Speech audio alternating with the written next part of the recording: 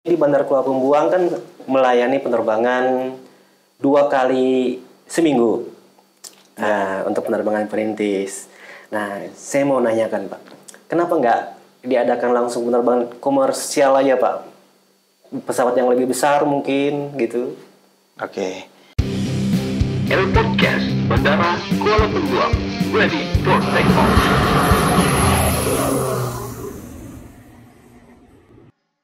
Halo Sobat Aviasi semuanya, selamat datang kembali di acara Air Podcast Bandara Udara Kuala Pembuang.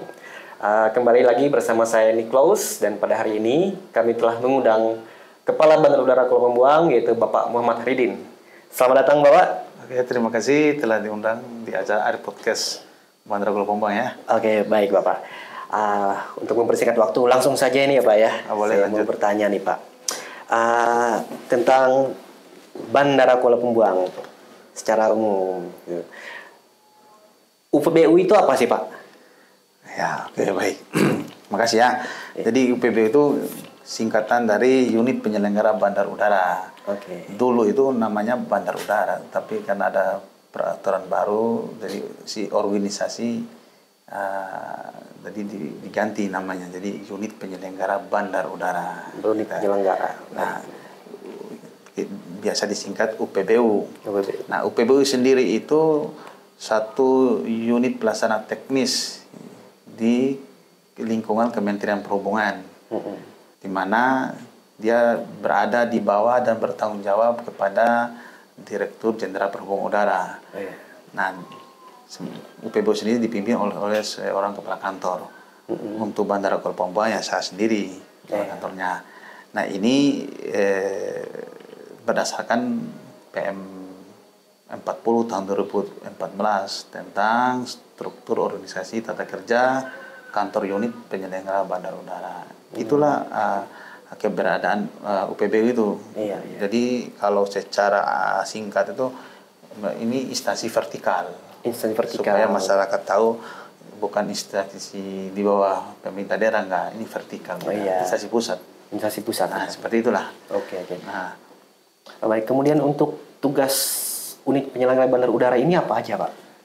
Nah, masih sesuai peraturan Menteri nomor 40 PM 40 tahun 2014 itu, di situ memang ada dijelasin memang tugas UPBU itu melaksanakan pelayanan jasa ke bandar udaraan, jasa terkait bandar udara.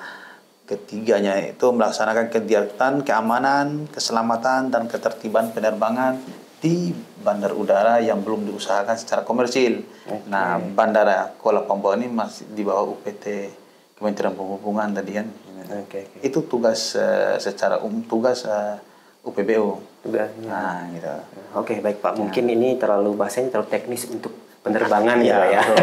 Kadang-kadang masyarakat juga nggak. Iya. Ya, Mungkin bisa Bapak kasih gambaran sedikit gitu dengan bahasa yang sederhana biar bisa kita pahami secara umum gitu Pak. Oh gitu. Tentang tugas bandara.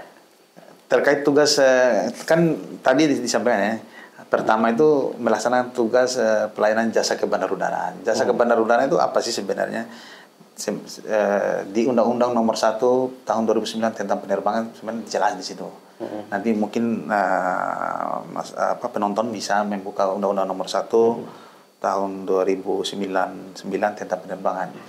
Jadi itu merupakan undang-undang rujukan kami untuk dunia penerbangan di situ. Nah, di situ dijelaskan memang bahwa pelayanan jasa pesawat kebanyakan itu yaitu pemberian jasa pesawat udara, pemberian jasa pesawat udara, pelayanan jasa pesawat udara, penumpang, barang dan pos gitu. Jadi kami memberikan pelayanan jasa bagaimana nih pesawat udara landing take off di sini di bandara ini, penumpang yang datang maupun yang berangkat, barang-barang yang mau berangkat maupun yang datang, kargo dan pos. Nah, itu jasa ke bandar udaraan. Iya. Nah, jasa terkait bandar udara ada 3 gitu. Yaitu jasa yang menunjang kegiatan pesawat udara itu sendiri, jasa yang terkait untuk menunjang pelayanan penumpang tadi, dan ada juga jasa terkait untuk menambah nilai tambah pengusahaan di bandar udara ini gitu. Oke. Itu. Nah, tapi untuk jelasnya itu memang ada di Undang-Undang Nomor 1 itu di pasal 232 lah di situ. Oke, baik. Mungkin bisa Bisa dilihat nanti secara langsung undang-undangnya ya, ya, Pak. gitu jelasnya. Baik, untuk mendukung tugas dari Bandar Udara tadi, Pak, tentunya pasti membutuhkan fasilitas-fasilitas ya, Pak ya. Ya. Kemudian fasilitas apa saja, Pak, yang dibutuhkan khususnya di Bandara Pulau Pembuang ini, Pak, yang ada sekarang? Oke. Nah, untuk tentu untuk dalam rangka untuk memberikan pelayanan jasa ke bandar udara, jasa terkait bandar udara, kegiatan keamanan, keselamatan, ketertiban itu tentu dibutuhkan memang ada 3 itu. Iya. Kalau saya ingin langsung aja ya. Iya. Jadi ada fasilitas, ada personil, ada prosedur di situ. Nah, yang ditanyakan ini fasilitas ya. Iya, fasilitas. Nah, kalau nggak ada fasilitas, bagaimana kita mau memberikan pelayanan kan gitu? Iya, betul. Nah, kalau terkait pelayanan pesawat udara, tentu ada landas pacunya untuk tempat landing take off pesawat, taksi untuk penghubung ke tempat parkirnya, apronnya. Iya. Nah, kalau untuk penumpangnya, tentu ada gedung terminal penumpangnya, gitu. Untuk terus ada kendaraan pengangkut penumpang dari itu biasanya kalau di bandar besar ada garap rata. Di sini kita jalan kaki aja penumpang. Iya, kan karena dekat. gitu ya. Terus sih ada juga fasilitas elektronika bandar udara. Ada juga fasilitas listrik bandar udara untuk membackup. Jadi kalau memang PLN sedang ada trouble off, terus kami ada genset untuk mengoperasikan bandar ini. Ya, Pak, ya. Terus juga ada instalasi lain-lainnya gitu, instalasi. Itu tentu ada peralatan keselamatan penerbangan, ada peralatan fasilitas keamanan penerbangan. Iya. Gitu. Jadi itu secara umum aja ya. Nanti mungkin pada setelah kesempatan kita akan bahas secara detail gitu ya ya, apa aja fasilitas keselamatannya, apa aja fasilitas keamanannya gitu. Iya. Oke, baik, Pak. Jadi dengan fasilitas yang ada sekarang, tentunya pasti ada orang-orangnya yang dalam menjalankan fasilitas tersebut, Pak. Kira-kira apa saja, Pak, personil yang menjalankan fasilitas tersebut di sini? Ya betul. Tadi kan saya sampaikan ada 3 Ada 3 tadi ya. Saya lupa orangnya ya, personilnya. Memang dibutuhkan personil. Untuk bandar udara memang dibutuhkan personil yang punya kompetensi, punya kompetensi. Bukan personil umum biasa, enggak. Memang dia khusus, harus mengikuti jenjang pendidikan khusus gitu. Iya. Nah, tentu personil yang terkait dengan pelayanan jasa tadi. Nah, kalau untuk pelayanan jasa pesawat udara, berarti kan terkait personil yang terkait dengan landas pacu, ada namanya di sini personil teknik bandar udara. Teknik bandar udara. Ya, memastikan landas pacu fasilitas teknik di sini layak untuk operasional, untuk memberikan pelayanan jasa itu ke bandar udara itu. Terus ada juga personil elektronika bandar udara, ada personil listrik bandar udara, gitu. Ada personil sanitasi higienis untuk memastikan kebersihan ini. Nah, gitu. Ada personil untuk keselamatannya itu ada personil PKPPK, pertolongan kecelakaan, penerbangan dan pemadam kebakaran. Nah, untuk memastikan keamanan ada personil keamanan penerbangan, gitu. Itu untuk personil operasionalnya, gitu. Iya. Nah, di samping itu ada juga personil untuk mendukung itu di administrasi tata usahanya. Nah, semua khusus personil operasional memang harus memiliki kompetensi. Kalau nggak punya kompetensi, memang dilarang untuk mengoperasikan perawatan fasilitas tadi. Jadi, karena kalau nggak punya kompetensi, bagaimana dia mau merawat? Iya, benar. Nah, kembali tadi ada prosedur juga kan, supaya dalam laksana ini bukan semau personil, tapi memang ada standarnya. Gitu. Standar panduannya. Ada standar. Secara garis besar ada namanya aerodrom manual. Itu setiap bandar udara pasti memiliki itu. Yaitu buku pedoman pengoperasian bandar udara. Nah, ada aerodrom manual namanya. Terus ada dokumen safety management system. Bagaimana dokumen terkait manajemen sistem keselamatan di bandar udara. Keselamatan penerbangan.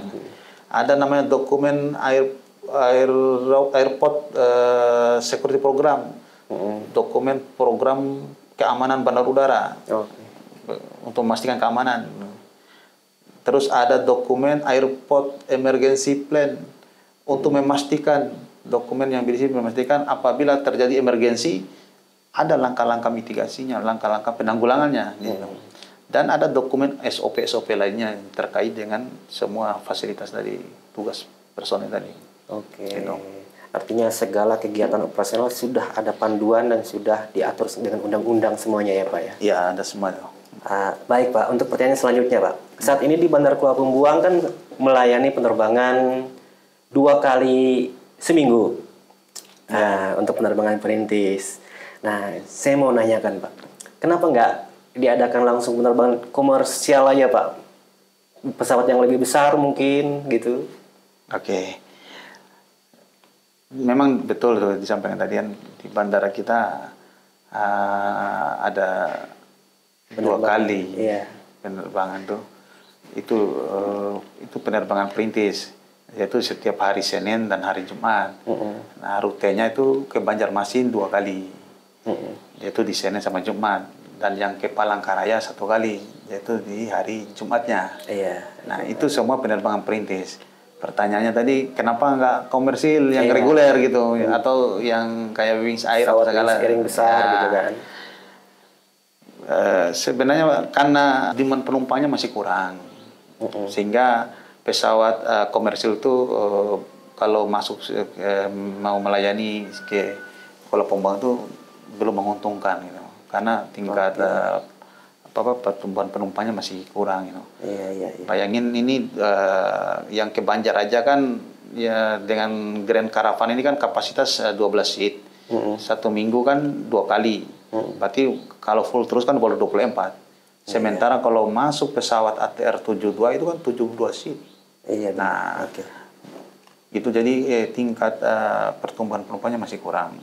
Nah, oleh karena itu makanya sementara ini dikasihlah subsidi untuk menstimulasi supaya masyarakat terbiasa menggunakan pesawat udara untuk bepergiannya kemana-mana. Lebih efektif, lebih efisien sebenarnya. Gitu. Oke, baik Pak. Nah, jadi pertanyaan berikutnya nih Pak. Penerbangan kita kan di sini hanya Senin dengan Jumat aja kan yang terjadwal. Kemudian ada hari-hari lowong kan. Nah, ini ada beberapa pertanyaan nih dari kolega-kolega saya Pak, dari keluarga-keluarga di rumah lah gitu kan. Jadi mereka bilang kalau nggak ada penerbangan berarti para pegawainya nggak kerja dong. Gitu Pak. Tolong bantu dijawab Pak. Perlu kita luruskan ini nih. Iya. Nah, pada zaman ini perlu kita luruskan. Memang betul bahwa penerbangan yang terjadwal sementara saat ini tuh di Senin sama Jumat. Terus bukan di hari lain itu nggak ada kerjaan gitu. Kerja Pak. Karena bandara kita ini, Bandara Kuala Pembuang ini operasional setiap hari. Setiap hari operasionalnya. Yaitu dimulai dari jam 7 pagi sampai jam 2 siang.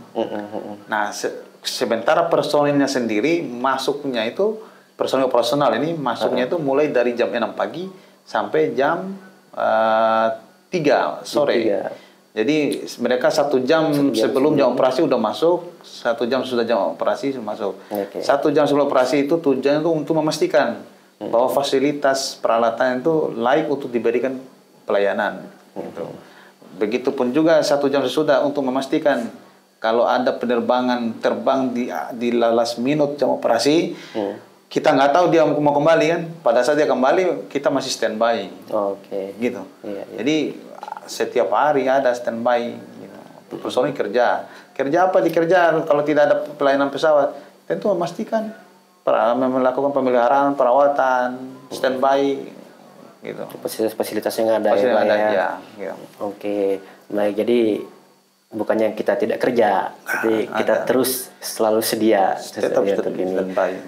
Misalkan nih Pak, tiba-tiba di luar jam penerbangan, di luar jadwal kan, misalnya di hari Rabu atau hari Kamis, tiba-tiba ada pesawat mendadak, setengah jam minta landing di Bandara Kuala Pembuang, itu gimana Pak? Ready nggak Pak kira-kira? Ready. Selama dalam jam operasi bandar udara, jam 7 sampai jam 2, Jangan setengah jam, 10 menit mau landing pun kami siap. Udah siap, Iya. tersedia gitu, ready aja Yang terus. penting pesawat yang mau landing ini sesuai dengan kemampuan bandar udara kita. Gitu.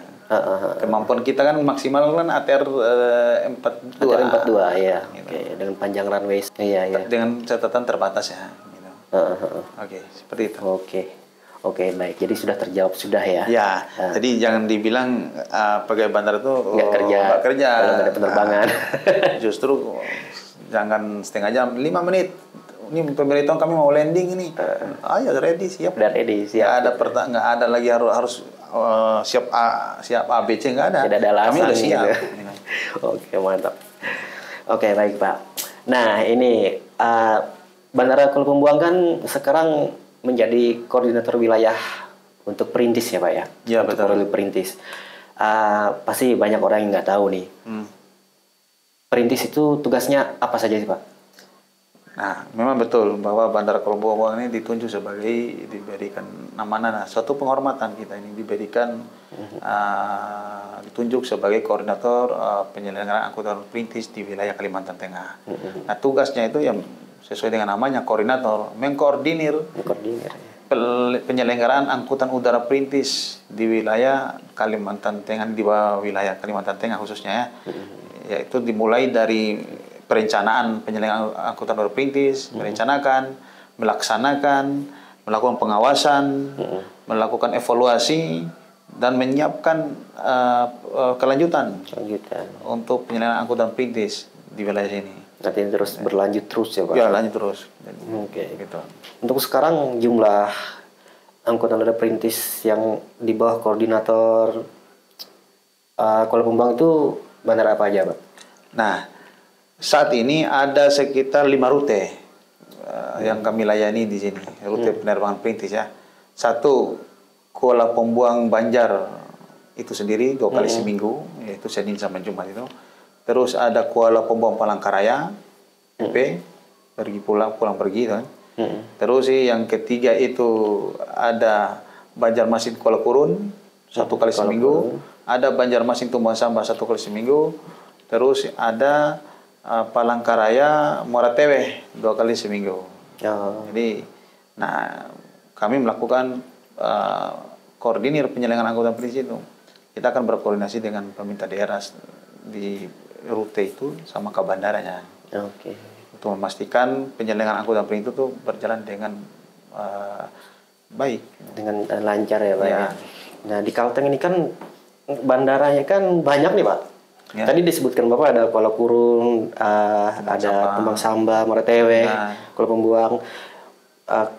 Kemudian di Kalteng ini masih ada Buntok, Bandara Sanggu ya. Sanggu Buntok. Nah, kemudian tetangga kita Bandara Sampit, sama Pangkalan Bun. Nah itu kenapa nggak ada perintis Pak? Nah, memang kalau bicara penerbangan angkutan udara perintis, memang ada kriterianya. Tidak semua juga harus dimasukin. Nah, di dalam peraturan Menteri Perhubungan nomor PM9 tahun 2017 itu disampaikan di situ memang ada kriterianya. Itu ada 2, yaitu menghubungkan daerah terpencil dan daerah tertinggal. Nah, di situ dijelaskan apa itu daerah terpencil, daerah tertinggal, yaitu daerah menghubungkan ke ibu kota provinsi dan menghubungkan ke pusat ekonomi. Nah, kemudian kalau sini ibu kota provinsinya kan Palangkaraya. Nah, pusat ekonominya mana? Untuk Kalteng ini Banjarmasin, iya benar. Dan menghubungkan daerah 3TP, terpencil, terluar, terdepan, dan perbatasan. Nah, di sini nggak ada perbatasan sini. Nah, itu yang kriteria pertamanya. Kriteria keduanya itu menghubungkan daerah yang belum dilayani oleh moda transportasi lainnya, atau kalaupun ada angkutan udara belum dilayani oleh angkutan udara niaga berjadwal gitu, karena tidak menguntungkan gitu. Gitu. Nah, khusus Pak Sampit mau kemana nih? Misalnya kan rute Sampit kan ke wilayah Jawa ada dia. Iya. Mau ke ibu kota provinsi. Nah, sementara ke ibu kota provinsi kan udah ada moda transportasi lainnya, yaitu darat. Iya, iya. Nah, jaraknya pun udah 3-4 jam udah nyampe sampai mana? Sampai Palangkaraya. Nah, sampai pusat ekonomi sendiri juga sampai sendiri. Iya. Mau kemana? Ke Jakarta. Kalau mau ke Banjarmasin, orang bisa lewat Jakarta, Banjar gitu. Nah, sementara Pangkalan Bun.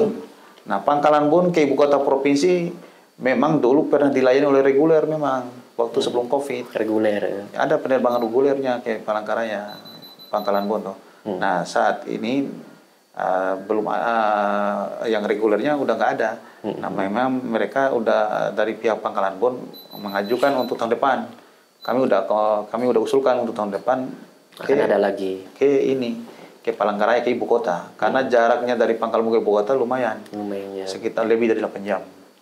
Nah, khusus Buntok insya Allah lah di tahun ini bulan ini Agustus September akan dilayani perintis Banjarmasin Buntok. Akan ada perintis juga di Buntok, perintis juga Buntok. Sebelumnya perintis Buntok tuh udah pernah dilayani. Nah, cuma kami hentikan karena tingkat minat penumpangnya, realisasi penumpangnya kecil. Nah, sekarang udah 2 tahun kami hentikan tuh. Nah, ini kayaknya tahun ini kami mulai coba lagi perintis ya. Ya, bulan September nanti insya Allah. Oke. Kalau nggak ada hambatan. Iya, baik. Nah, jadi seperti itu. Jadi bukan kita nggak mau, tentu ada kriteria. Memang ada kriteria khusus untuk bandara perintis ya, penerbangan. Oke, baik Pak. Bandara Kuala Pembuang kan sudah bertahun-tahun nih, mulai tahun 2019 ya Pak, dari Korwil Perintis kalau nggak salah ya? Ya, sebagai Korwil Perintis dari tahun 2019. Nah, itu kira-kira Pak, Bapak melihatnya apakah bagaimana dalam segi perkembangannya dalam semenjak menjadi Korwil ini Pak untuk penerbang perintis? Oke. Memang betul tadi sebagai Korwil itu ditunjuk dari 2019. Sampai sekarang saya ingin secara global aja ya sebagai Korwil Perintis ya. Realisasi perkembangan realisasi penumpangnya ya. Iya. Kalau dari 2019 setiap tahun meningkat. 2019 sendiri itu secara garis besar untuk semua rute itu capainya 70% dari yang ditargetkan 100%, realisasi 70%. Lumayan tuh. Tingkat keterisiannya. Kemudian 2020, 2021 menurun karena COVID. Nah, COVID pergerakan orang berkurang. Walaupun demikian memang di tahun 2021 sekitar 39% realisasinya. Masih tetap ada juga ya? Ada, tetap ada 39%. Terus di 2022 ada sempat naik sedikit itu 46%. Iya. Nah, itu di 2021. 2021 itu yang 46%. Naik ya. Naik dari 30 di 2020-nya 39. Kemudian di 2022 tahun kemarin 65%. Mulai naik lagi. Naik karena udah ada kelonggaran untuk kegiatannya, ada gitu, masyarakat udah mulai dan new normal bergairah lah. Gitu. Kemudian di tahun ini sendiri sampai dengan bulan 31 Juli ini udah 83%. 83%. 3%. Baru bulan 7 ini Pak. Baru bulan 7 83%. Itu tahun kemarin kan 65% 1 tahun ya. Nah, kalau kita ingin lihat perbandingkan di bulan Juli tahun 2022 itu Juli 2022 itu baru 62% ya. Di bulan Julinya 2022 tahun 2022. Nah, kita bandingkan dengan Juli tahun 2023 ini yaitu 83%. Ada pertumbuhan sekitar lebih kurang 9% lah. 9%-an. Jadi lumayan nih tingkat keterisiannya. Nah, khusus di bandara kita Kuala Pembuang ini penerbangan Kuala Pembuang Banjarmasin PP itu full terus, Pak. Oke. Tingkat ketercapaiannya itu 110% lah. Melebihi 100%. Lebih dari target yang ditentukan.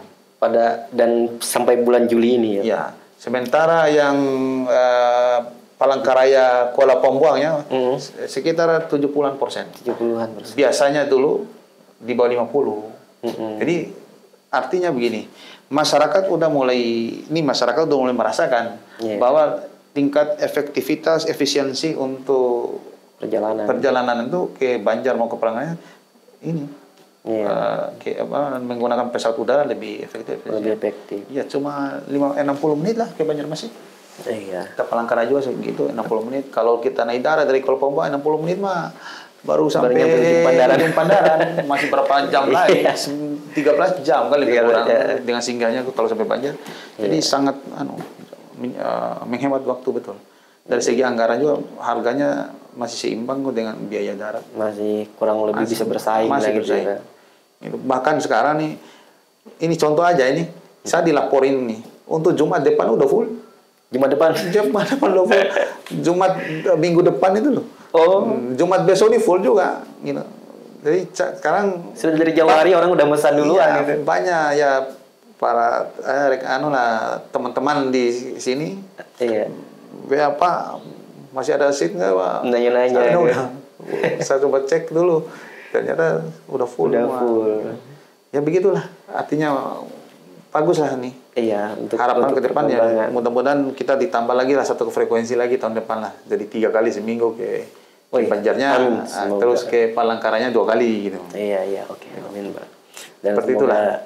Ini masih ada beberapa bulan ke bulan Desember. Semoga melebihi target 100% lebih mungkin.